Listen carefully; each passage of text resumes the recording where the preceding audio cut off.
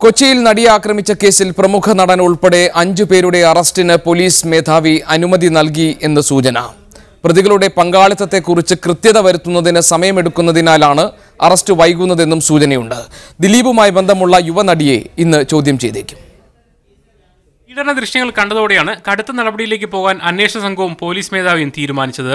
ഗൂഢാലോചനയുടെ ചുരുളഴിക്കുന്നതോടൊപ്പം ദൃശ്യങ്ങളുടെ ഭീകരാവസ്ഥയും ഇതിന് കാരണമായി.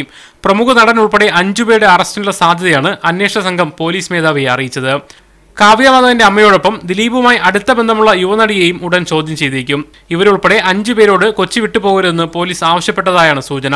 എല്ലാ തെളിവുകളും പരസ്പര ബന്ധങ്ങളും ഉറപ്പുവരുത്താനാണ് ഇപ്പോൾ പോലീസ് ശ്രമിക്കുന്നത്. അറസ്റ്റ് വേഗത്തിലാക്കാൻ സമ്മർദ്ദം ചെലുത്തരുതെന്ന് IG ജിനേന്ദ്ര കശ്യപ് പോലീസ് മേധാവിയോട് അഭ്യർത്ഥിച്ചിരുന്നു. പോലീസ് നീക്കം ഗൗരവത്തോടെയാണ് വ്യക്തമായതോടെ ദിലീപും നാദിർഷായും മുൻകൂർ ജാമ്യത്തിന് ശ്രമം തുടങ്ങിയിട്ടുണ്ട്. രാഷ്ട്രീയ പിന്തുണ ലഭിക്കാൻ സാധ്യതയില്ലെന്ന വിലയിരുത്തലും താരങ്ങൾക്കുണ്ട്. വലിയ നടപടികൾ ഉണ്ടാകുമെന്ന സൂചനയാണ് പോലീസ് ആസ്ഥാനത്ത് നിന്ന് ലഭിക്കുന്നത്.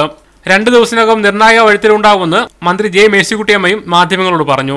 ഗവൺമെന്റിന്റെ പക്ഷത്ത് ഇരയ്ക്ക് നീതി ലഭിക്കുക എന്നതിലാണ് ഞങ്ങൾക്ക് താല്പര്യം. അക്കാര്യത്തിൽ വളരെ സ്ട്രിക്റ്റായി നടപടിയെടുക്കും.